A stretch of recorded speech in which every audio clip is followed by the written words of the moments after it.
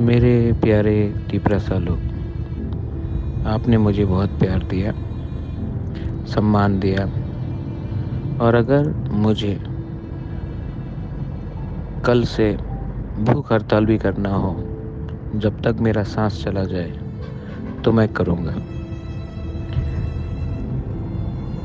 आपको धोखा नहीं दे सकता। और जितना भी बीमार हूँ, मुझे कोई परवाह नहीं।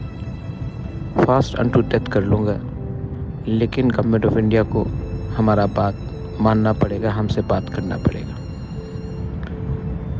मैं वेट कर रहा हूँ, और अगर कल तक नहीं हुआ तो आपका वो बागरा फास्ट अनटू डेथ कर लेगा, लेकिन अपने तिपरासा को कुछ देगा। ये मैं आपको मैसेज देना चाहता हूँ। जिसको सुनना है सुन लो।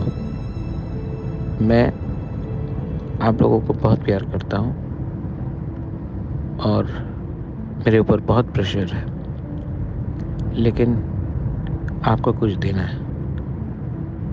मैं रेडी हूँ मरने के लिए, आपके लिए,